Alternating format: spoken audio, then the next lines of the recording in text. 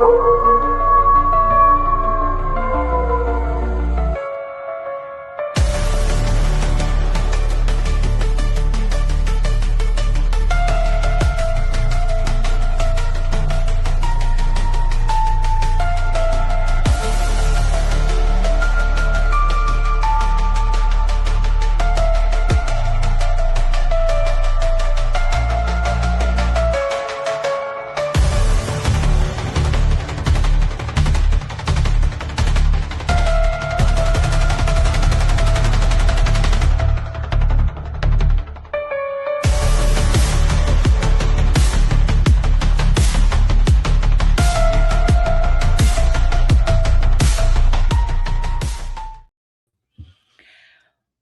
good afternoon, everybody. It's the Cryptid Huntress.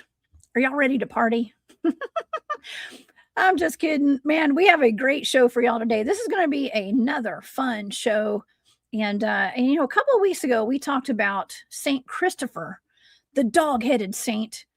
And I have been pondering what the true story behind these serpents that Saint Patrick banished out of Ireland, allegedly. And I have my theories on this. And so today we are actually going to be discussing Saint Patrick and the venomous and viperous serpents that he banished out of the Green Isle, as they call it. And we're also going to pay homage to the Crichton Leprechaun out of Mobile, Alabama today. At the end of the show, it might be a crackhead. I don't know. That's what they said on the news broadcast. However, that is my favorite. That is definitely my favorite leprechaun cryptid, I guess you could say, especially out of Alabama, y'all.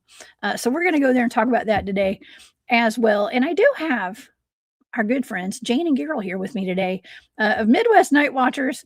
They were here to discuss the St. Christopher remote viewing data with me. And we're going to talk about St. Patrick today. And if it was like 20 years ago, I might be going to the local Irish pub to get some green beer tomorrow or tonight, or maybe the next 3 days. I don't know, back then. You never know. But instead, I just wore green today, okay? For St. Patrick's Day. Be sure to wear your green tomorrow, y'all, so you don't get pinched, all right? And, we're going to get into a little bit of the meaning behind St. Patrick's Day as well. As some of y'all might not know. I mean, I wasn't fully aware of why we celebrate St. Patrick's Day, other than wearing green and drinking green beer if you live in Savannah. So anyways, like I said, this is going to be a fun show today.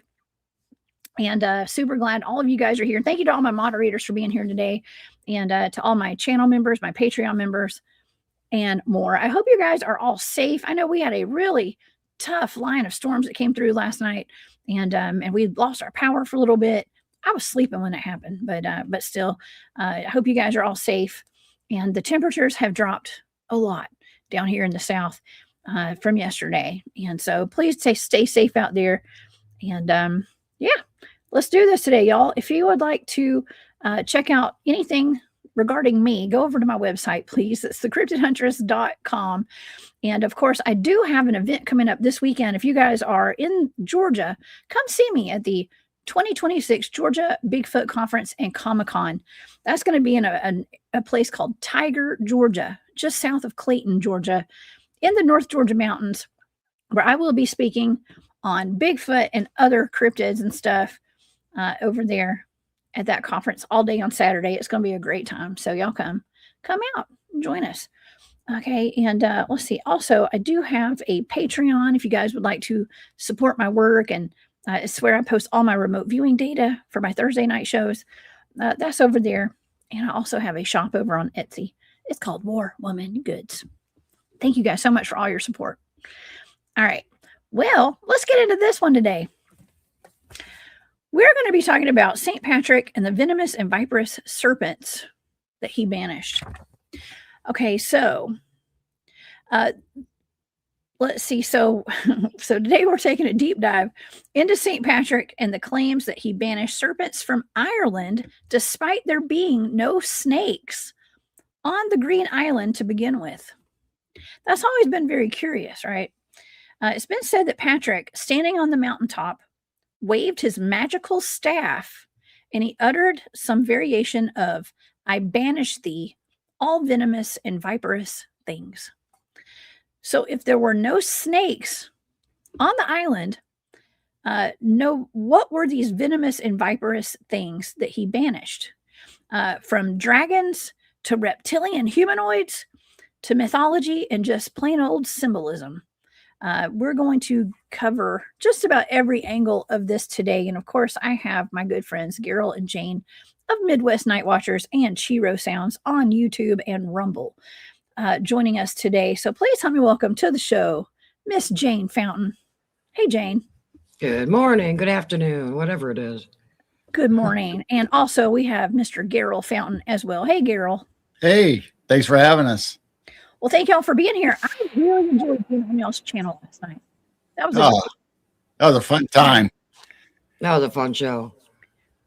That was a great show. We got to talk about Bigfoot and Dogman and the Land Between the Lakes and ground meat and all that. That was fun. You know, it wouldn't be a show without some weird topics to talk about, and it just seems like they just gravitate towards us. All of a sudden, weird stuff that starts showing up on our feeds. So it's like, we need to talk about this. Oh yeah, we got kind of gross. It was fun though. It was a lot of fun. It was. You had a great audience in the chat and everything, and it's always fun hanging out with y'all. We always have a good time, no matter what we do or where we're at. But today, well, it's St. Patrick's Day almost. Tomorrow is St. Patty's Day. I wore my green today. I have a little bit of green on, and I did not want to get pinched. You know, tomorrow is the day where I got to be honest with you. For most of my childhood, part of my adult life, I did not really exactly know what St. Patrick's Day even was. I just knew that we were supposed to wear green. And it was a day to celebrate. And as I got older and then around college age, I decided, hey, let's go drink green beer and stuff. Most of my classmates were Catholic, so I don't know if they actually knew, but that's all we knew in grade school. It was like, wear green or you'll get pinched all day. So I turned my Bigfoot green today instead of blue. Oh my gosh. I saw that. That is really cool. That is so cool. Well, let me read exactly what St. Patrick's Day is celebrating. Okay, it celebrates the life and legacy of St. Patrick, the patron saint of Ireland, and commemorates the arrival of Christianity in Ireland. It has evolved into a broader celebration of Irish culture featuring parades, wearing green, enjoying traditional Irish food, and drink. It says and drink.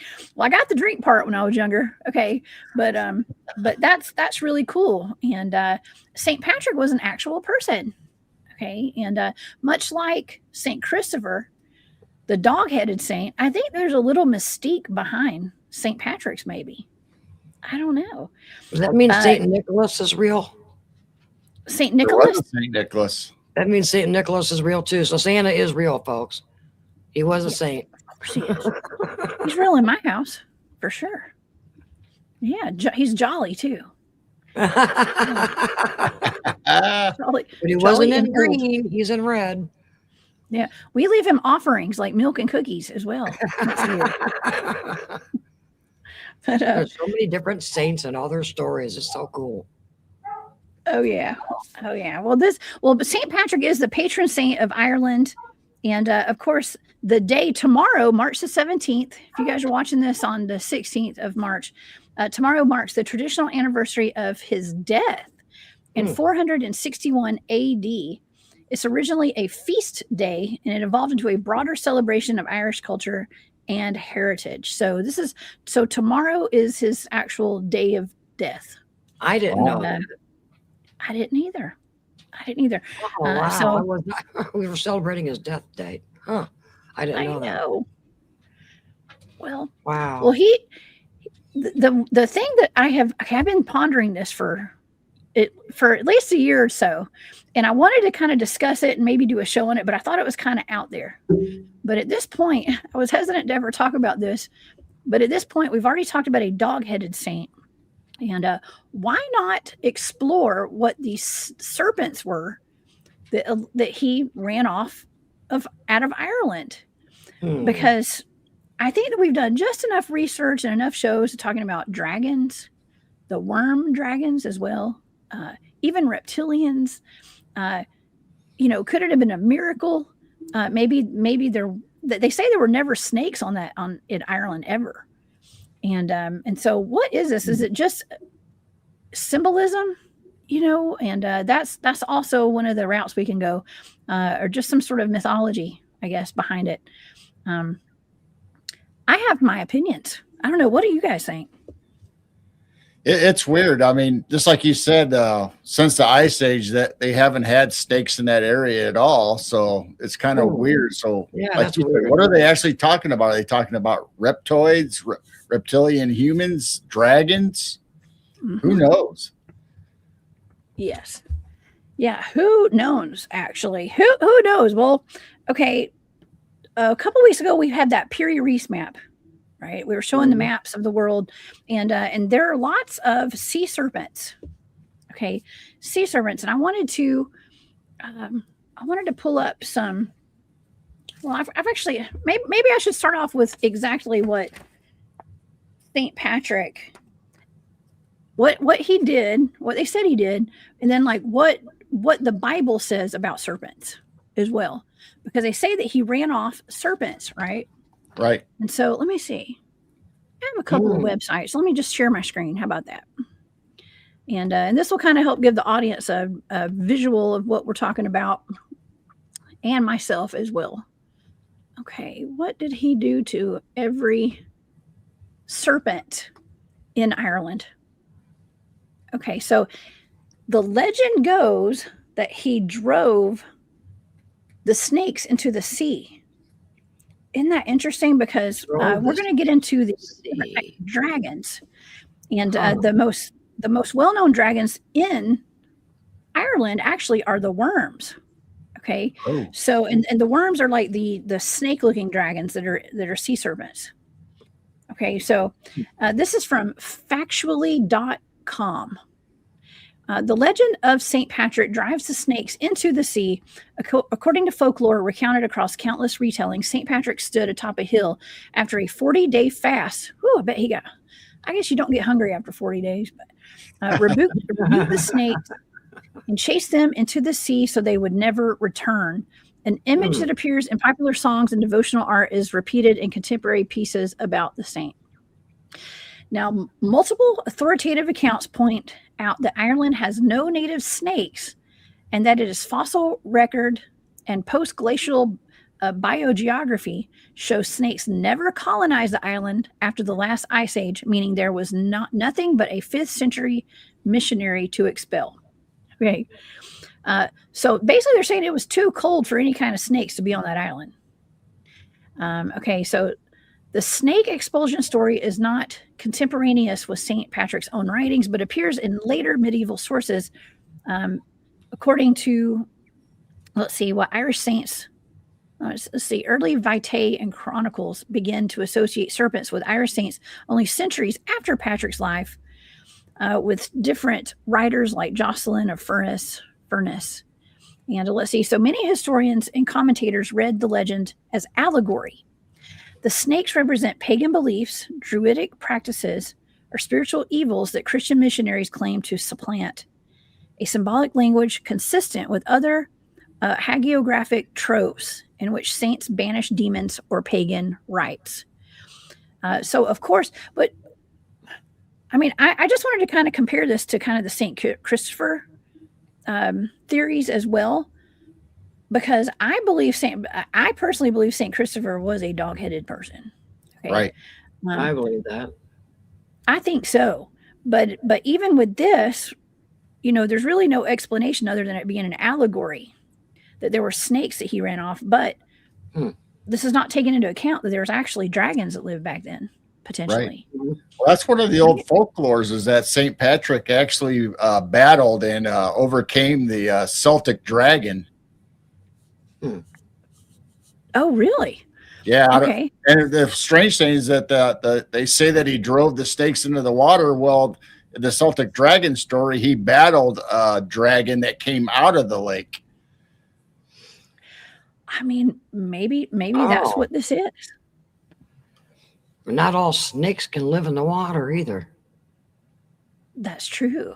Some snakes are water. But, yeah, some are for the water, but not all of them are made for the water. Well, well, according to some of the teachings and the research, they say that literally he did nothing to actual snakes in Ireland because the island lacked native snakes. Folklorically and theologically, he banished serpents as a metaphor for driving out paganism and demonic influence. And historically, the specific banishment story is a later embellishment of Patrick's cult rather than an eyewitness claim. So the cult of St. Patrick, I guess, is who came up with that story. They say that the story about him banishing the snakes was not until later on. Okay, like after he had died, basically, is when that story came about. But I don't know. I have my suspicions on this one, y'all. I just do. I know. I'm getting thoughts too. And it just kind of resonates that maybe there was some sort of connection to dragons, right, with him. So or reptilians. That's right. And Maureen, thank you so much. Says she's been a member of the Hunt Club for 25 months. My goodness. Awesome. Thank you so much, Maureen. That is so cool of you. I appreciate that. And Blazer, thank you so much for the super chat and super sticker. I do appreciate that. 1111. That's so sweet. Thank you. It's the luck of the Irish. Okay. All these clovers everywhere. I love that. Okay. Well, let's get into not to get too theological here, but let's look into the use of the word serpent in the Bible. Because they do talk about how he banished the serpents from the Green Isle, right? From Ireland. And so let me see here. Go back to my notes. All right, so serpent is used quite a bit in the Bible, isn't it? Yes, it is. It sure is. Okay, so what is the Hebrew word used in scripture for snake or serpent? Okay, the word nahash, I think you say nahash. Is that how you say that? Do y'all know? Nahash? Nahash is basically describes the hissing sound a snake makes and or other snake-like monsters make. That understanding has made it synonymous with like the Leviathan. Okay, and this meaning the Nahash. Okay, hold on. The Leviathan, is it Leviathan? Is that how you pronounce that? Leviathan has become associated with massive sea monsters. Right. From mythologies all around the world. So in my mind, I've always been making these connections to like, well, if there were no snakes on Ireland, maybe it was dragons. Maybe what they're talking about. Especially if the Leviathan is a sea serpent or a dragon, and that's what they refer to as serpent as. And let's see, in Norse mythology, the sea serpents are in all the mythology around there, especially the Norse mythology, and the kraken as well, the giant squids, and I don't know. I just have a long list of like different. This is all in my notes, y'all. Just a whole bunch of different types of sea serpents here. And in the book of Job, I don't know, do you want me to quote a little book of Job here? Yeah. They talk about, there's a lengthy description of Leviathan in Job 41. And let me see how long this is. It's only it's not that long. Let me read it. Can you draw out Leviathan with a fish hook or press down his tongue with a cord? Can he put a rope in his nose or pierce his jaw with a hook? Will he make any supplications to you? Will he speak to you soft words? Will he make a covenant with you to take him for your servant forever? Hold on, 2 more lines. And he beholds everything that is high. He is king over all the sons of pride. And it's about the covenant, which is very interesting. And of course, they do kind of compare a serpent to the devil as well, right? Right. To Satan himself. And there's always that like reptilian connotation when it comes to snakes. I mean, even the dragons. It's very, very. It's like Satan personified, right? If that's right. Personified. It could be, this the simple story of good versus evil. you know, because we always talk about people being snakes in the grass, you know, hidden, not seen. And, Yes. you know, you could take that as far as into the dragons and everything. And they talk about demons a lot, that maybe this is a reference to him warding off demons, or who knows? I mean, you could take the biblical aspect of it, or you can just take it as face value that he really fought off and repelled either snakes or dragons. Yeah, I think it's dragons, actually. And let's see. Well, could serpent be translated into being a dragon? Okay. Is serpent a possible translation of Nahash? Yes. But I mean, they even talking about the serpent in the garden and you know, with Adam and Eve as well. And that's, I don't know. I changed my theory a few years ago because I think he was a reptilian. I think that's what the Bible is talking about. He was a reptilian in the garden. Well, I mean, what if St. Patrick was chasing off the reptilians? Right. As well. I mean, I don't recall ever seeing reptilians on those old world maps. I mean, do y'all remember seeing like reptilian humanoids on there? No, that's true. No. But a lot of snakes and things, though. Yeah. And sea serpents. And a lot of dragons. A lot of dragons. Yeah. That's a lot of dragons. Well, let me look. Let me pull this up. I'm going to pull up in my screen again. We're going to look at dragons as serpents as well. And are dragons serpents? Okay.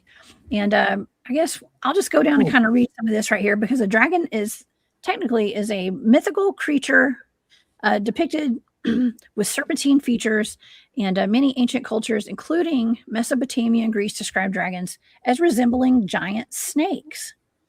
And the earliest dragons in mythology were closer to serpents than winged creatures commonly seen today. So, like we were saying, like on those old maps, a lot of the sea serpents were actually dragons. Yeah, like the worm type. I think they spell it WYRM, worm. Right. And the word dragon comes from the Latin word Draco, which means a huge serpent.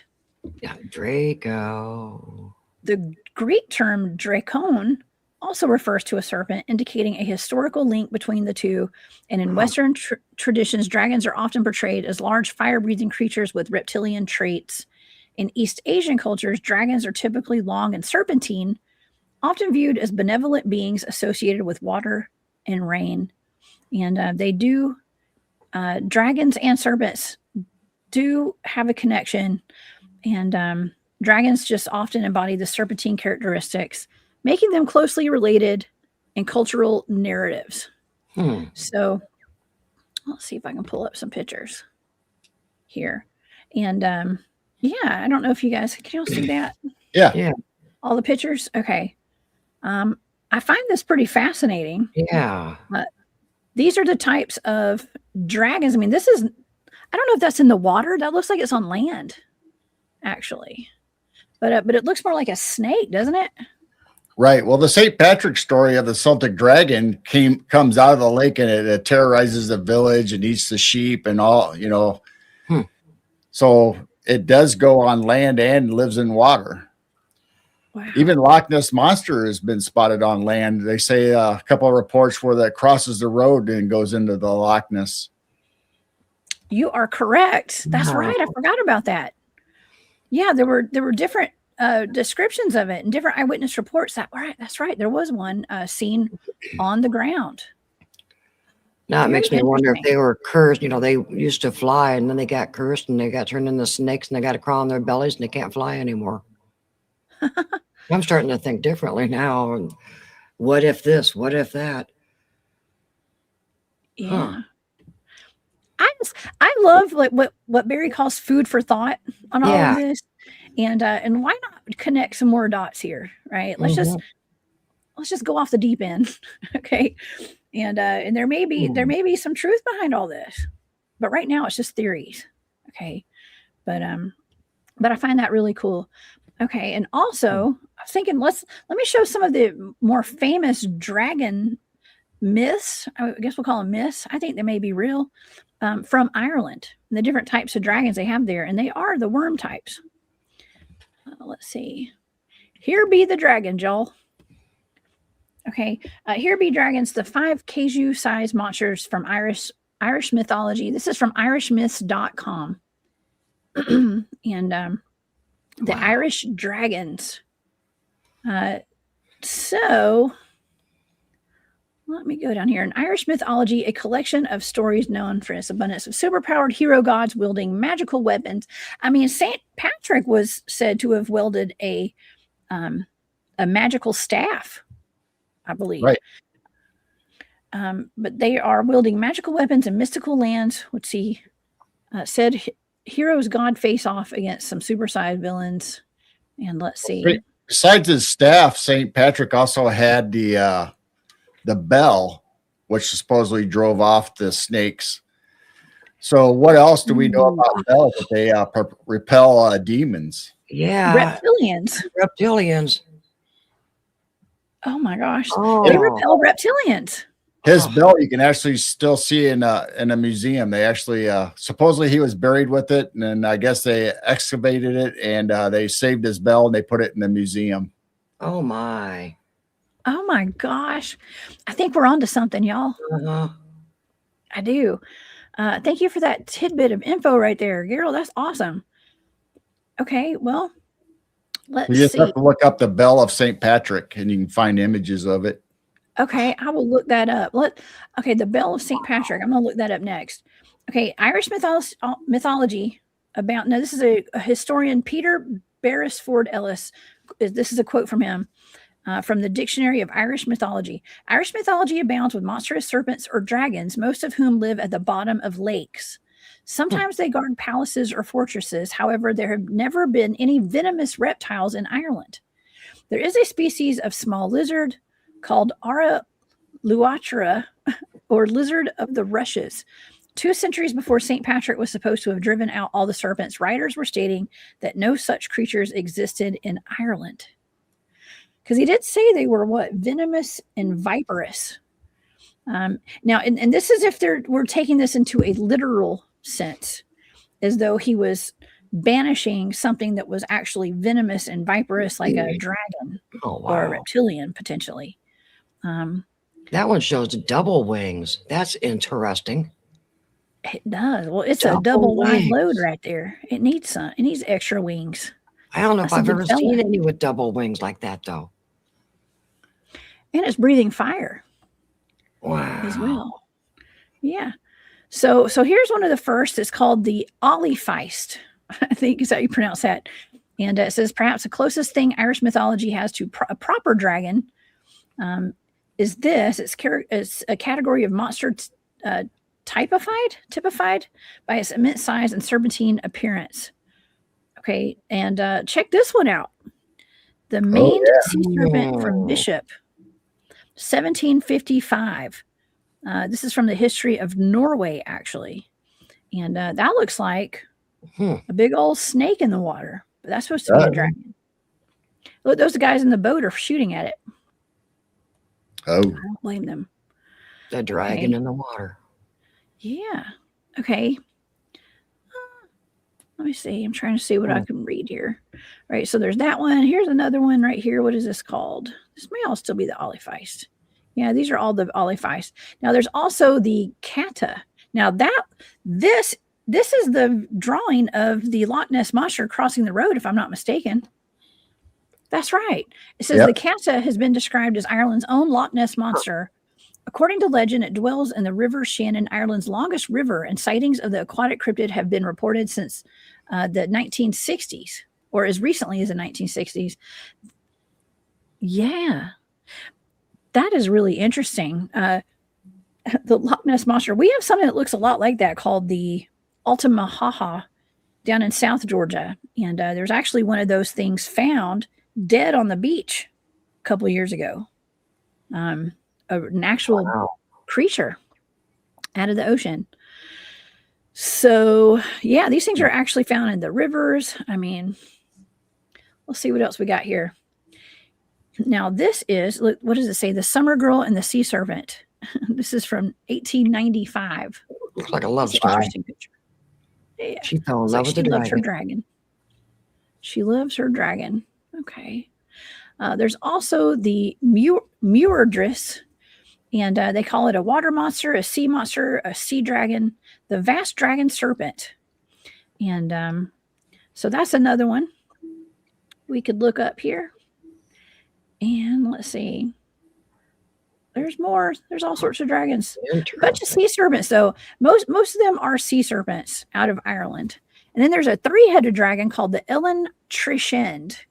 And you have to, it says you really can't make a list of dragons without including at least one King Ghidorah-esque 3-headed dragon. And if you look up the Ellen Trishend, what comes up? Beautiful paintings and other illustrations of scaly, snarling, building-sized monsters with massive leathery wings and serpentine heads. It's just a 3-headed monsters that came out of the cave of Croagh. And, yeah, I think Leviathan in like the Greek mythology has 7 heads. 7 heads. Good grief. Yeah, 7-headed dragon in the Bible. Okay. Wow.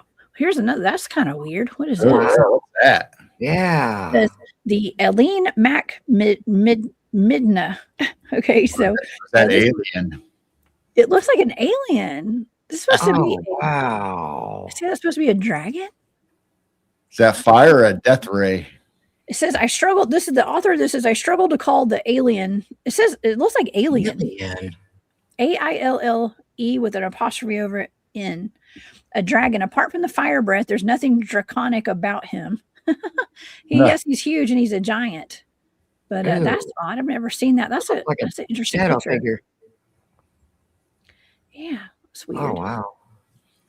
So they're calling it. It sounds like an alien to me, but maybe that's like a reptilian or something.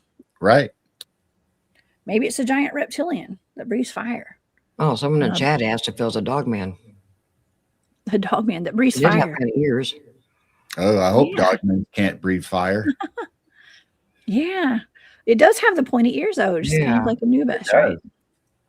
And their little red eyes too. Yes. Little beady eyes. Yes. Don't trust absolutely. little beady red eyes. Another interesting part about St. Patrick is there's also the story about him finding the gates of hell. So maybe there is a demon aspect or reptilian aspect, because we know there's tunnels in the volcanoes that they say reptilians and things live. So wow, who knows? That's a neat That's picture. true. I guess I never knew the history really of St. Patrick's Day. I just knew it was something green and everybody got drunk. Mm-hmm. Yes, there's a lot of drinking that goes on in the United States.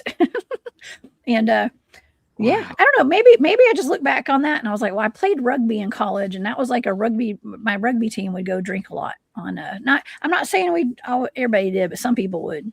Okay. But yeah, on St. Patty's Day, that was a big holiday.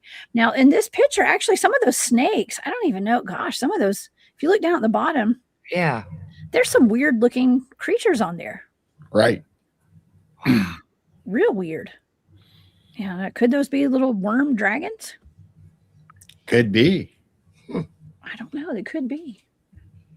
And so yeah, so that's a cool picture. I thought I would share. that is a neat picture. It is. And let's see, what else do we have here? Okay, we've already gone through that and that and that. Okay. So did they call regular snakes back then worms? You know, that we call earthworms. Did they call the regular snakes worms? And then everything else was dragons and. That's a good question. Yeah. Geryl, what did you call that? It was St. Patrick's bell? Bell of St. Patrick. Bell of St. Patrick. Okay, let's look at it real quick. The Bell of St. Patrick. Boy, did they twist around St. Patrick's Day meeting. At our old age, we're just now figuring out some of this. Well, in all the stories, I'm assuming, you know, it also has a religious part of it because he was in the Catholic Church. Obviously, his dad was a Roman official, like a Great Britain. So they weren't even actually from Ireland. They're from the UK, actually, like Wales area. So his dad was an official in the church, and then and a deacon, and then St. Patrick became a saint because of the act of repelling the snakes. But you could probably interchange that all from snakes to dragons and demons. So I think you can interchange those words in all the stories. So all of his bells are square. That looks like those things in the Egyptian stuff that everyone's thinking that they were purses. The Anunnaki. Yes, that's what I was thinking too. Maybe they're not purses. They were bells. Maybe they or were a battery pack. Nobody knew why everybody was carrying those things. So he always carried a Celtic cross, a big wooden cross that you'd see in the Catholic Church, obviously. But and he had this bell. Well, maybe the bell and the cross put out a frequency that drove off the snakes or even battled the dragons. Oh, looks like there could have been a gemstone or a jewel in the middle too. It does. Oh my gosh! I've never seen a bell like this. Those are jewels on there, actually. Right. It's it could be glass, but it looks like a diamond or like a Herkimer diamond or something. I know I'm blowing that up kind of big there for everybody. And I love bells. I have never seen a bell like this. Wow. Here, let me get some other pictures. Let's see this. It's almost like a cowbell, but it's way fancier. It does. It makes you wonder why cowbells are shaped that way now. That's what I was thinking too. Yeah, at first it was a cowbell, but then I kept thinking of all the Egyptian purse-looking things that they're all carrying. Well, look, there's a cube right there on the side too. Wow. I don't know if that has any kind of meaning. I'm going to have to look these up and look into some of these pictures. Oh, yeah. Oh, that's interesting. Let's see if we have any other good pictures here. Here's another view. And they say serpents don't like bells. Oh, look at the jewels. Wow. That's beautiful. But you can imagine if that has a crystal that already holds energy and power, then you add the frequency of the bell ringing. That'd be pretty powerful, I would think. Oh, those are pretty. Okay. Oh, it says, so the bell is made of iron, bronze, iron and bronze, and the shrine is bronze, silver, gold, glass, and rock crystal. So glass and rock crystals. Sounds like a lot of properties that are in the singing bowls also. Yeah. Mm-hmm. Oh my God. It says that it's about 7.87 inches tall and about 9 inches tall, actually. So it's 9 inches tall. It was created 800, says bell 800 to 900. I don't know if that's like 80. I don't know. It says the Shrine of St. Patrick's Bell is a bell shrine dated to 1094 to 1105. It was built in County Armagh. I don't know how to pronounce that. In Ireland, to contain AC 500 iron handbell, which survives and is traditionally associated with the Irish patron saint, St. Patrick. It contains inscriptions recording that it was commissioned after 1091 by the UI Neil High King Dominal. I can't pronounce all that, but it's an iconic Irish artifact. How cool is that? Right. So I can imagine, like I was talking earlier about the crystals and the bell giving out a frequency, but can you imagine having the will of God or Saint Christopher being a saint, adding that power to the bell and the crystal and sending out all those waves and frequencies? Yes. And just think, a bell is actually a weapon. Mm-hmm. Used as a weapon, not just an instrument. Oh my gosh, those are beautiful bells. It is so pretty. Well, you know what? For all the different designs and stuff on the inside, there's got to be meanings for that too. Mm-hmm. That's the shrine where they keep it as well. And I think it'd be cool to go back and talk a little bit about how Patrick became the saint that he was. Okay, too, and maybe it'll give us some clues as to like what's going on here with the bells and everything. So the bell belonged to St. Patrick, the patron saint of Ireland, of course. And despite his close links to the Emerald Isle, St. Patrick was actually born in Roman Britain. around 385 AD. Little is known about his early life, but we know he was the son of a deacon and the grandson of a priest. As a teenager, Patrick was captured and enslaved by Irish pirates for 6 years. And during that time, he worked as a shepherd. And that's why he carries the shepherd staff, I guess. He eventually escaped and returned home, where he spent a few years studying to become a priest. After a few years had passed, he had a vision telling him to return. Hold on one second. I got a bunch of ads popping up here. Telling him to return to Ireland. Patrick returned to Ireland and began preaching, and then to the then pagan people of Ireland, converting them to Christianity. He would spend the rest of his life spreading the word of God and helping set up churches and parishes in Ireland. It was this work that led him to become the patron saint of Ireland. He received huge honors after his death, including having churches and cathedrals dedicated for him. He was also given a tomb when he died. And around 60 years after his death, another missionary by the name of Colum Seal visited Patrick's tomb and removed 3 relics from it. The first of these was a goblet, which was sent to County Down. The second was the Angel's Gospel, which he kept for himself. The last relic was a small iron bell, which was sent to Armagh. I don't know how to pronounce that, y'all. An important ecclesiastic site at the time, and the place where Patrick had spent a lot of time. So that's the bell. And let's see here. Wow. So in the picture, I think the plain bell was St. Patrick's original bell, and the other one was commissioned after his death. I think. I'm not positive. Oh, cool. Okay, well, here's the history of the bell. According to legend, when St. Patrick set up a new Christian parish or community in Ireland, he would choose one of his disciples to lead it after he left. Before the departure, he would present his chosen disciple with a bell to call the locals to prayer. Apparently, in the province of Connaught, he had presented over 50 bells, and he had 3 blacksmiths following him wherever he went. Wow. Who were employed full-time to make bells. St. Patrick's bell was one of those bells. That is wild. You have a staff of blacksmiths that follow you everywhere you go to make bells. That's, I don't want to say suspicious. Don't be suspicious. Kind of weird to have 3 blacksmiths following you all the time. Yes. Well, that was like his... And the fact that he's banishing serpents everywhere he goes. Right. Man, maybe he was battling dragons instead of snakes. You'd have to have somebody repair your armor and make you shields and swords. And yes, he had a whole entourage of blacksmiths. I bet that was pretty badass, actually. Okay, so when Colum Seal had the bell sent to Armagh, it was left in the hands of the Mulholland family. It remained in their possession and was largely forgotten about until the 18th century, when the last surviving member of their family transferred its ownership to Adam McLean, one of his school students.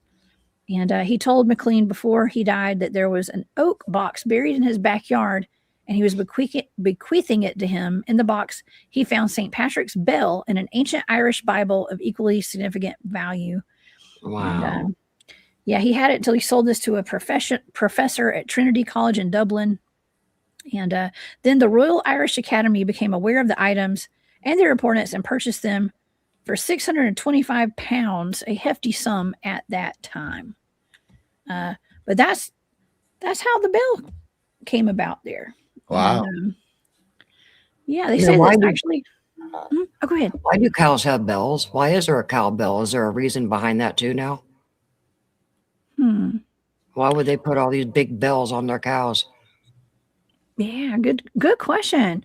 Well, I just put a tag on our new dog we've got, our stray that showed up, and that tag jingles, and so I can tell where he's at. Yeah. So I can find him. So I always figured that's why the cows had bells, was for that. But I don't know. It could be just to ward off evil. I mean, even bikers today, motorcycles, they have the little bells that they hang under the undercarriage of of the frames of the bikes, and that's to ward off road devils or road demons. Maybe I had it's a a stop cow mutilations that was always happening. So they put the big bells on, so they would I don't know ever the see in the cows. mutilation pictures. I don't ever see any bells. Right. Most So cows didn't have bells. that's what I mean. Did they stop putting these bells on these cows? And then we started getting more reports of cattle mutilation. Mm-hmm. Okay, by the way, this is the original bill. That's right the there. original That's one. the original. All That's right. the original. Yes. So it didn't have to be a But fancy bell with gemstones or anything either. no, but he had, Wow. this is the humble, they call it the humble bill. The humble St. Patrick's bill was fashioned in the 7th century. This was commissioned by St. Patrick, actually. So it was one of those, it was commissioned by him. So this is one of the original bells. Okay, so the sides of the shrine are adorned in, you know what? Is the fancy one actually what goes over that bell? I think that's what it is. I think this is the case. Oh, it could I be. think this is the case for this is what they call the shrine. Because I'm trying to figure out, like, what does a shrine mean? I think that's like where they put it, the original bell inside of this thing. That could be. I think So that's is what that that we're is. seeing in the Egyptian hieroglyphs? Yes. Okay. I think that's what this is. Wow. Because when they're saying the shrine, this is what they're talking about, is that. It says right. the shrine. So the shrine is curved. It's got the crest at the top. There are 2 small handles on either side of the shrine, so you can pick it up or handle it. The front panel is covered in silver gilt frame that once held 30 panels of gold filigree in the shape of a ringed cross. It features numerous Celtic knot patterns. The side of the shrines are adorned with open work panels depicting elongated breasts intertwined with a pattern of snakes. Possibly a reference to the legend of St. Patrick's banishing the snakes from Ireland. Wow. Let's look at the side again right here. Oh, and so all those loop-de-loops are actually supposed to be snake. They're representative of snakes. Zoom into the very middle. That almost looks like one of the old maps of, that does look like the 4 corners of the old maps, doesn't it? Like a medicine wheel, too. Interesting, y'all. Oh my goodness. Yeah. So we are deciphering potentially dragon. Like we have a dog-headed saint, and now we might have a saint who fought off the dragons and the reptilians.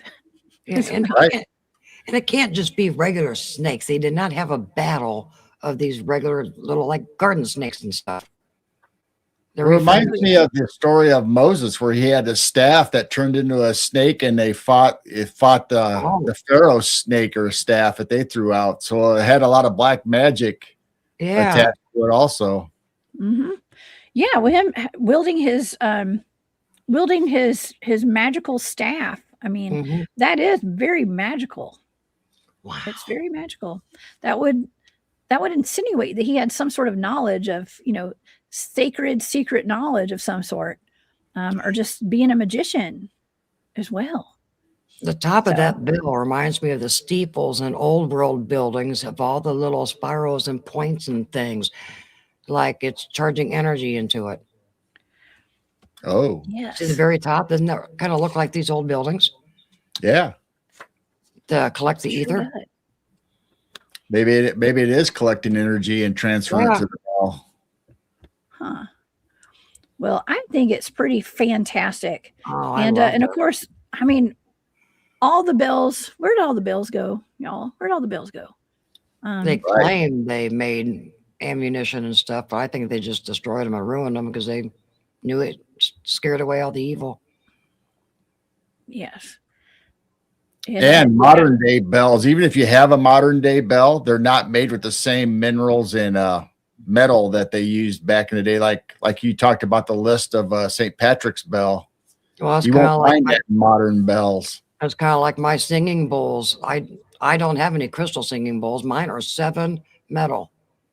There's 7 different metals in these singing bowls, and it just resonates so much more. Makes you wonder. Well, I find this pretty fascinating too.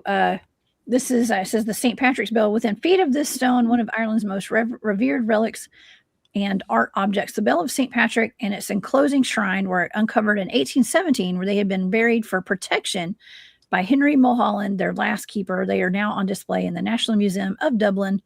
The McKenna family placed the stone in 2024 to mark this historical location for future generations. I mean, that's a big deal, y'all. That's a big deal. Right. Having this here. That's a very important relic for Ireland. Since you mentioned stone, we've talked about this also before about people being turned to stone. Supposedly, there's another folklore legend of St. Patrick being able to turn people or dragons to stone. Really? Using his staff and his power from God. Ooh. I'm starting to question a lot of these statues since we've done that show, you know, and how did they actually carve, you know, like a veil over the lady's face and stuff. And then you look at the gargoyles and all those things way up there. They're detailed quite a bit too for somebody to chip into stone. Did something happen? They were alive, guarding, and then they got turned into stone somehow. Oh yeah. Yeah. And I always go back to that whole alien technology that turned those Russian soldiers into stone, into limestone over in the Ukraine. That was back at, what was that? The 1990s, I think. I don't remember the exact day. I think it's the 1990s when that happened. So wouldn't that there's make some a sort of movie magic about statues turning to life? To what? I'm sorry, Jane. Wouldn't that be a wild movie if all the statues turned into, you know, back into life? That'd be a scary movie. Oh my gosh, they're just in and everything stasis. coming into life, and ooh, man, that would be really wild. Well, they do show that in movies like Moana, that cartoon, that Disney cartoon. Well, Narnia, they came back to life at the end of Narnia too, when she turned everything into stone. That'd be horrible. You know how many gargoyles are on all these buildings throughout the whole world? Oh, that'd be creepy if they all came into life at the same time and started flying around. And be like flying monkeys on the Wizard of Oz. Oh my gosh, that's the last thing we need. They weren't flying monkeys. Oh my gosh, that's the last thing we need. Wow. Flying monkeys. We got enough of those flying around already. Let me see the flying monkeys. Worms of Ireland.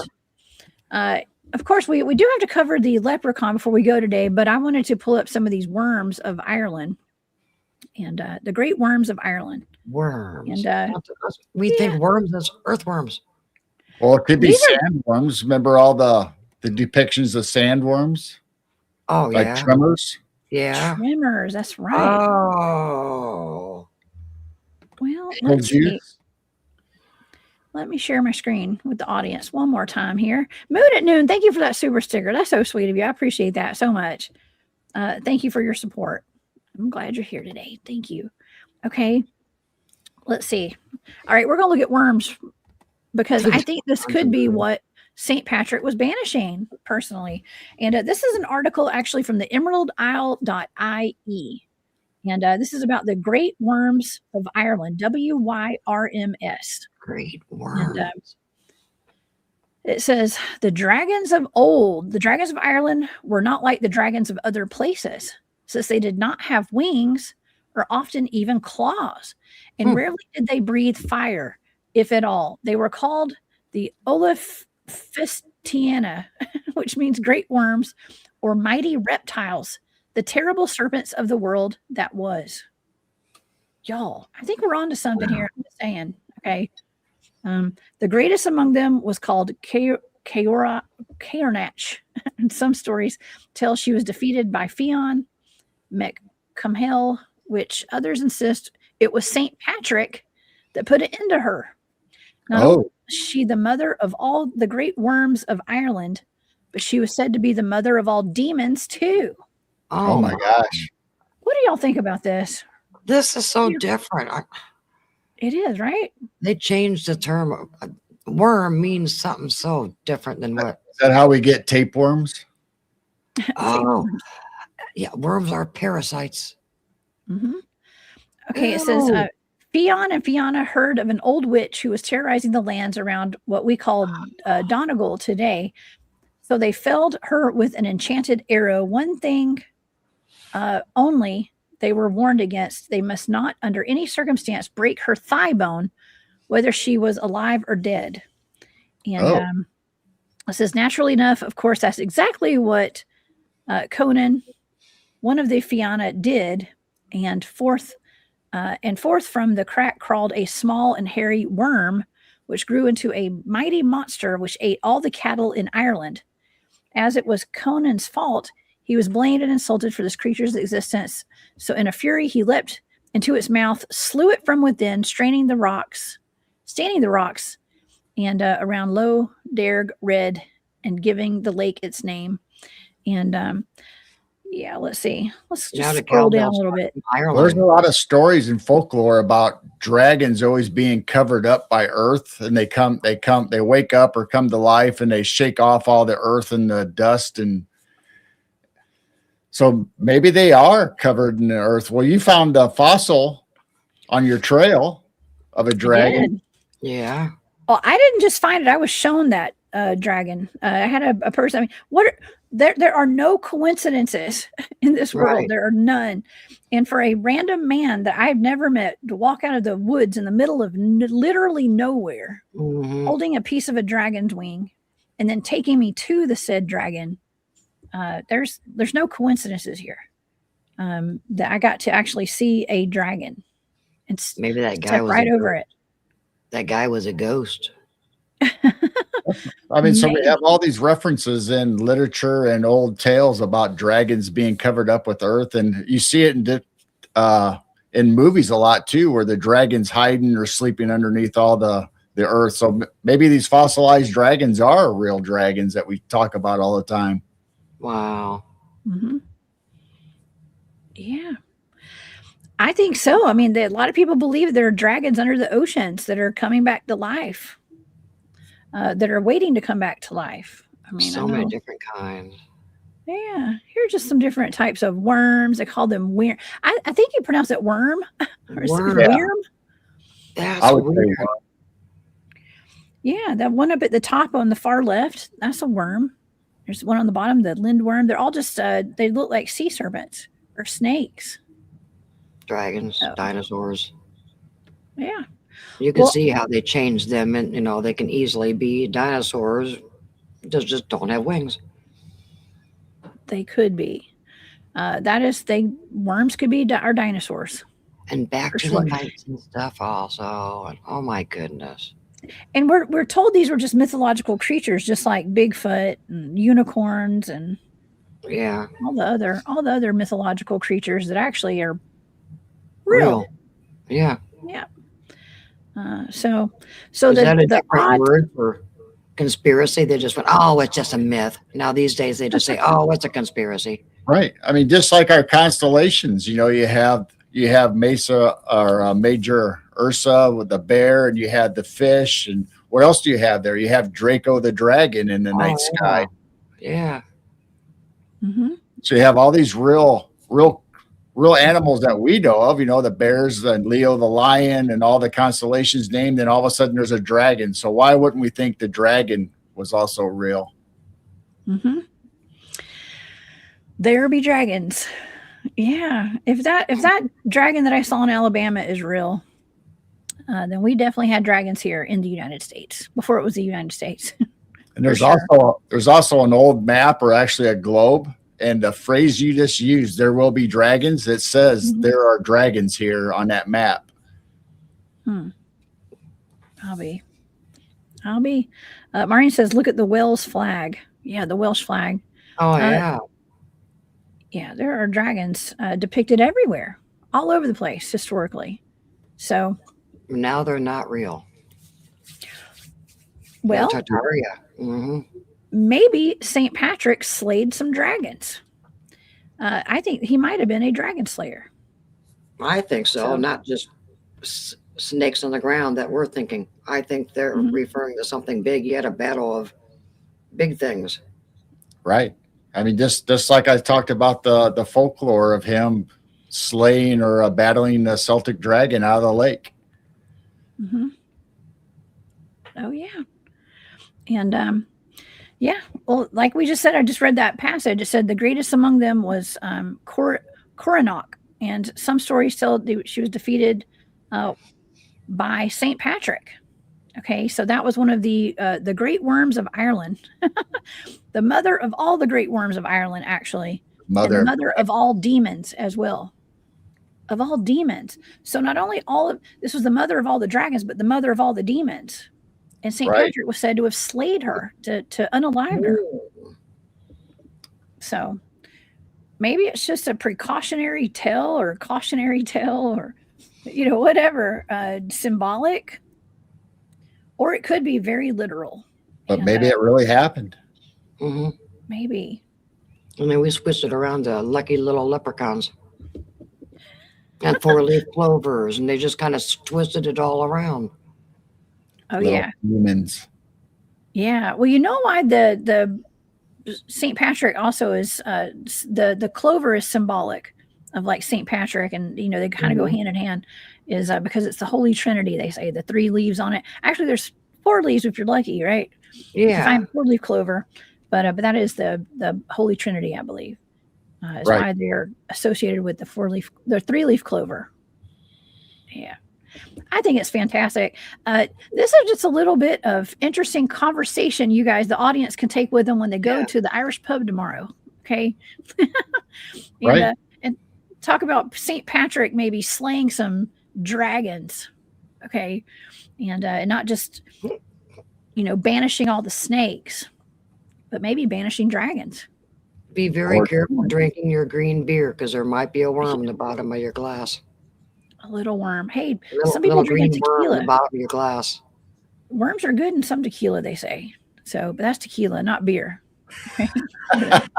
Wait, let's talk about drinking a fly last night when we were on your show. Talk about drinking. I hate to bring it up, but you talked about eating worms. I did. Yeah, we were talking about eating worms. Nobody likes me. Everybody hates me. I'm going to eat some worms. That's what we used to say when we were kids. Eating tiny dragons. Little tiny dragons. Yeah. Oh my gosh. Well, Jane, you had just mentioned leprechauns, and of course we have to cover the leprechauns before we go today. Yeah. And my all-time favorite leprechaun is out of Mobile, Alabama. And you guys will recall the Mobile Wolf Woman in the 1970s that came out of there. But do you guys know anything about, let's see, do you know anything about the Crichton leprechaun? Are y'all familiar with this one? I've seen an image similar to that. Have you seen this man? This is an artist sketch for I guess, I don't know if they turned this into the police. Oh my goodness. It was on the news. And so this is the Crichton leprechaun. This was out of the Crichton neighborhood in Mobile, Alabama. And if you guys would like, we can watch the news story from it was 2006. Yeah, actually. let's watch that. Let's watch that. Okay. Let me take this off the screen. It's one of my favorite cases ever of a leprechaun. All right, 1 second. If I can get I've been sharing my screen a lot today, y'all. This is fascinating.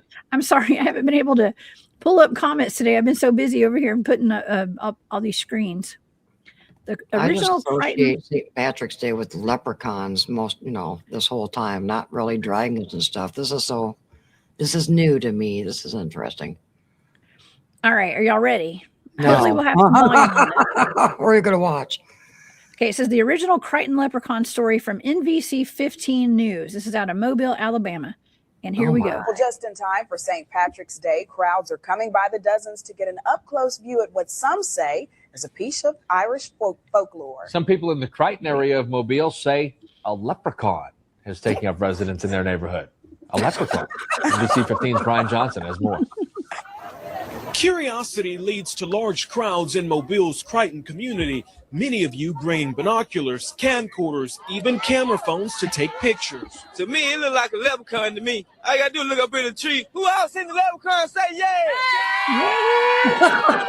Eyewitnesses say the leprechaun only comes out at night. If you shine a light in its direction, it suddenly disappears. Oh This my God. amateur sketch resembles what many of you say the leprechaun looks like.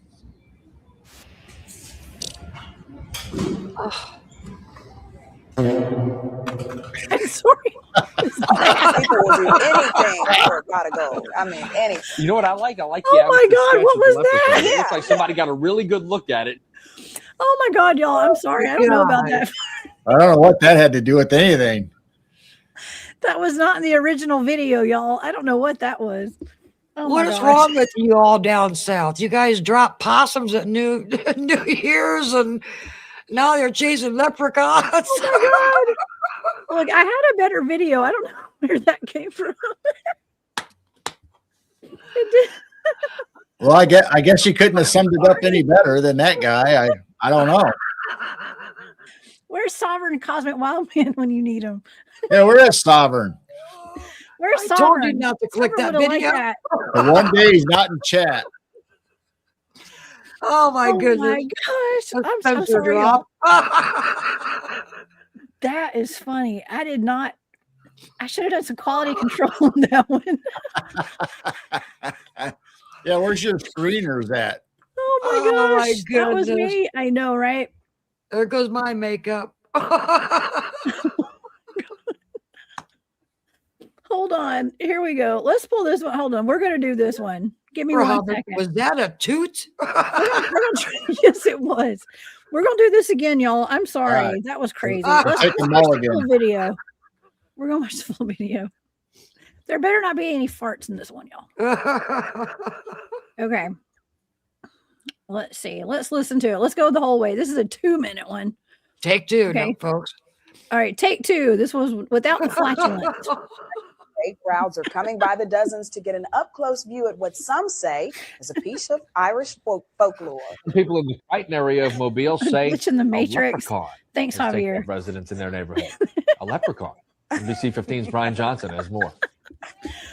Curiosity leads to large crowds in Mobile's Crichton community. Many of you bring binoculars, camcorders, even camera phones to take pictures. To me, it look like a leprechaun to me. I gotta do is look up in the tree. Who else in the leprechaun say yeah?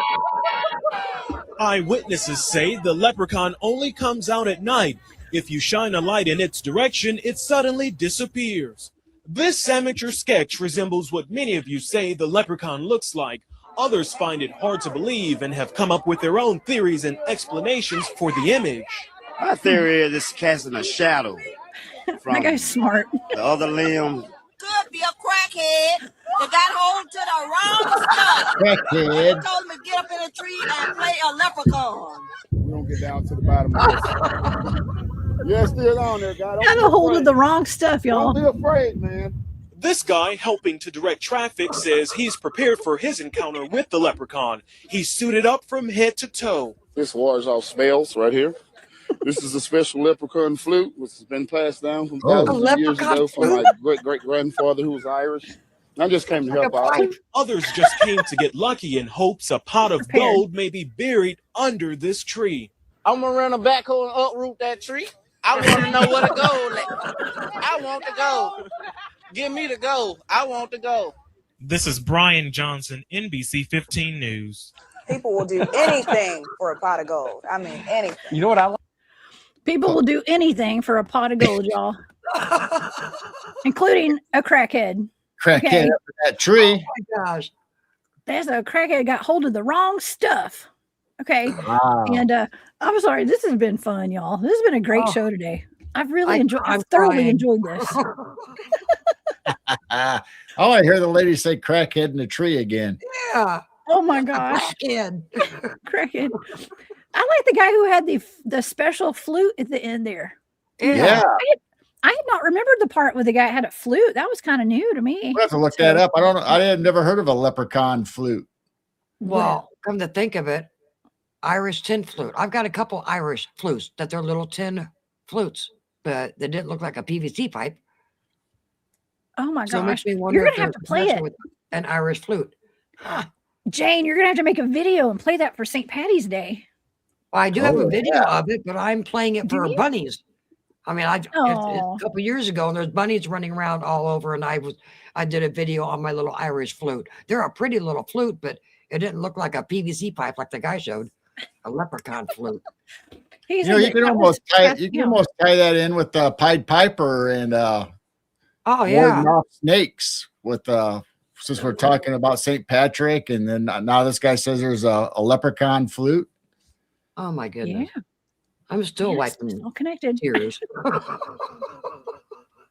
Oh, that video. I was do crazy. apologize for that video with the flatulence, y'all. I did not know that was going to happen. That was That was really great. funny. I thought it fit right in. That was cool. Yeah, it fit right in with this community. Oh my gosh. Well, at least we got to watch the full video at the end there. And that guy said he's taking his backhoe to go dig up the gold. And yeah. I don't know, y'all. We live in a beautiful world. It's a wonderful world. It's also a little scary, but there's a lot of good and a lot of fun to be had too. Is there a flute to drive off crackheads? Probably. I don't know. Oh man. I mean, that'd be useful. that has literally been 20. Wait, what is this? 2026. So it's been 20 years. 20 years tomorrow. St. Patrick's Day. If that was St. Patrick's Day when the leprechaun showed up, I don't know. That's 20 years ago. Wow. So we are celebrating the 20-year anniversary of the Crichton leprechaun today. Is that the only time? I believe so. You know, I just had a really good. I know y'all have a great shop full of t-shirts and stuff. That'd be a good t-shirt. Oh, it would be. Artist sketch. I might have to make some stickers of that. There you go. Get a Crichton leprechaun hat. Shoot, yeah. But anyways, Spencer Possum shirt too. Yeah. Spencer.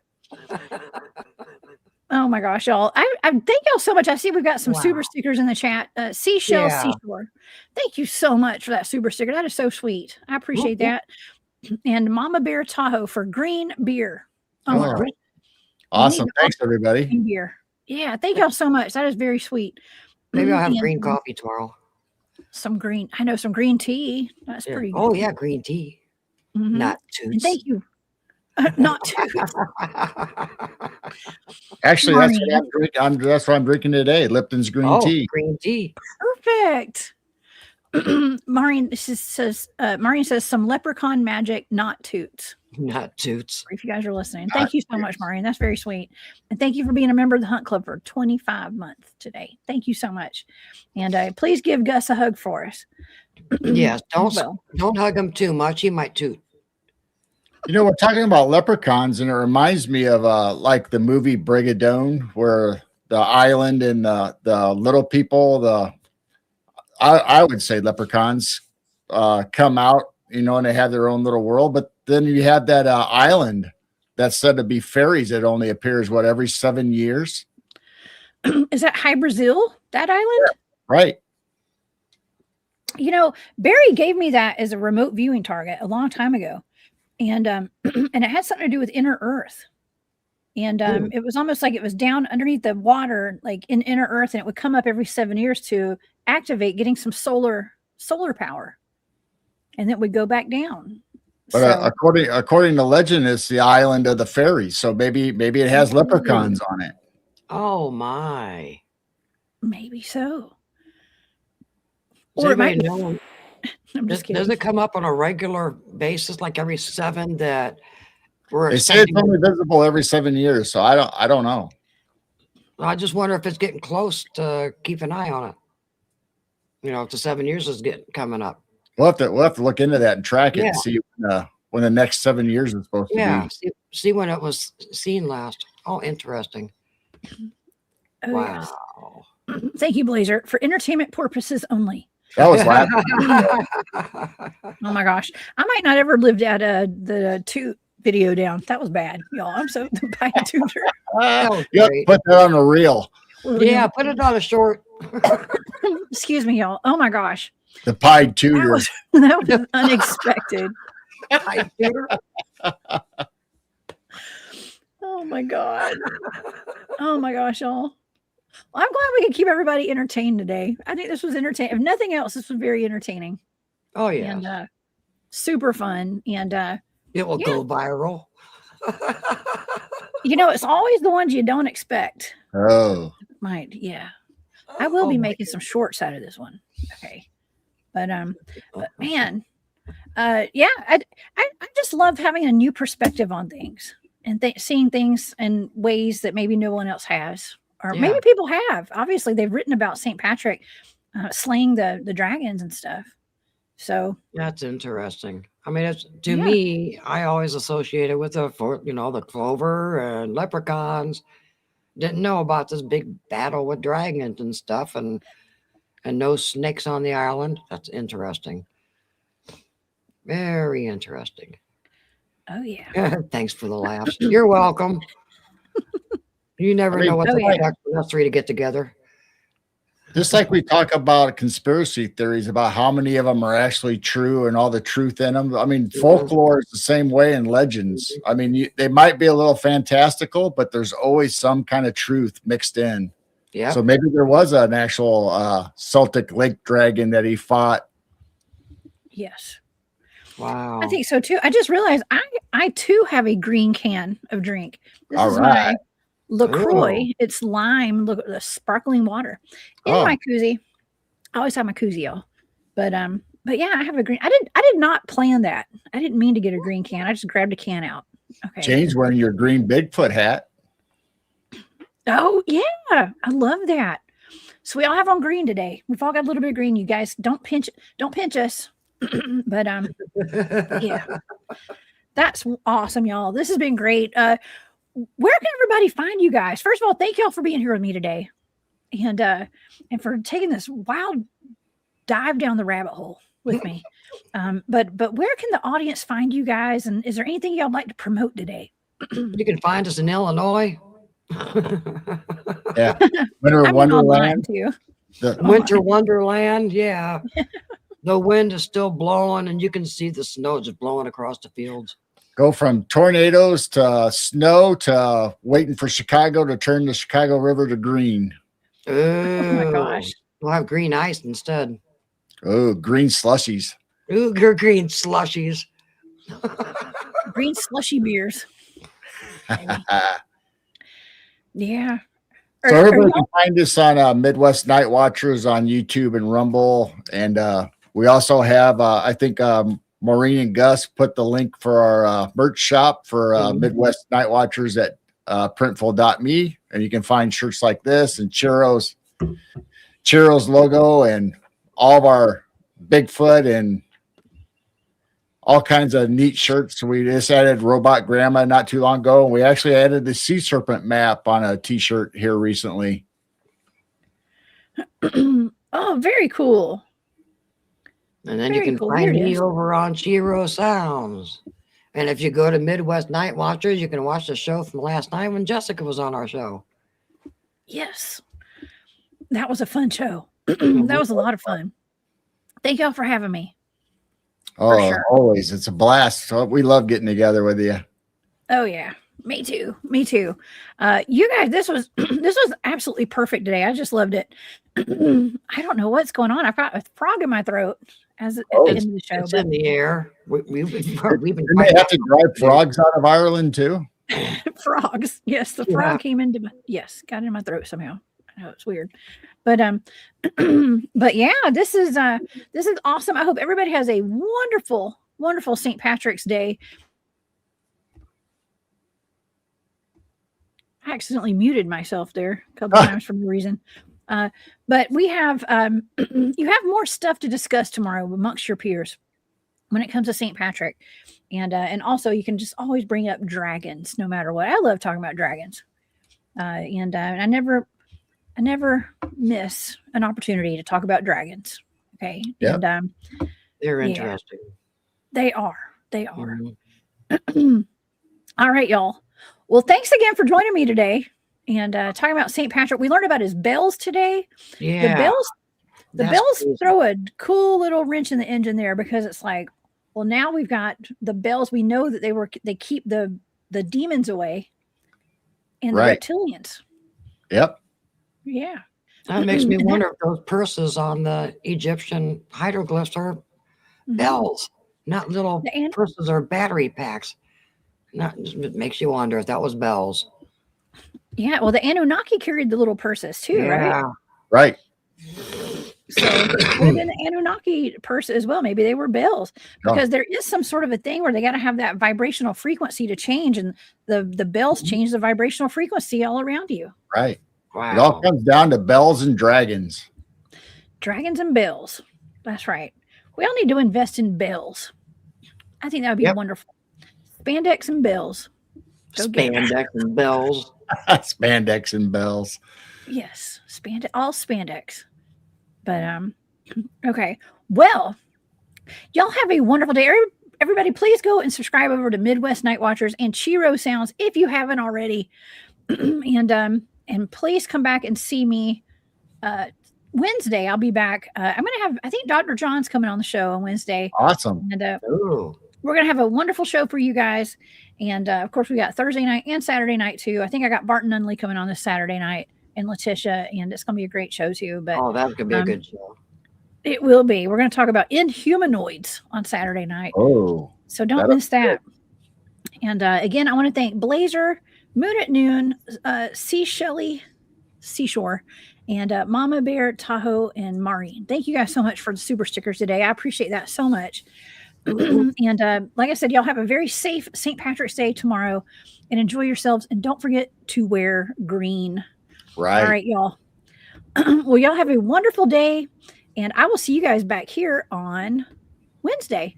And when do you guys have shows? When's your next show, Geryl and Jane? Be Friday night. We'll have the Night Owl Lounge. We always do, where we hang out and chat with everybody and just have a fun time and open discussion. And then Sundays is our 7 p.m. Central show that we have guests, which you just appeared on last night. And then make sure you come over and hang out with Jane, where she monitors our 24/7 chat. So you guys can pop in, say hi to Jane and me, and hang out and watch our outdoor cameras all the time. And watch the snow blow today. Oh my gosh. Yeah. Y'all please stay warm and stay safe. Watch for leprechauns. I see Kat said that she saw she said, I know it sounds crazy, but I did see a leprechaun at the side of the road in the wee hours of the morning. Wow. Keep your eye out for leprechauns, especially around Mobile, Alabama. Wow. Y'all stay safe out there.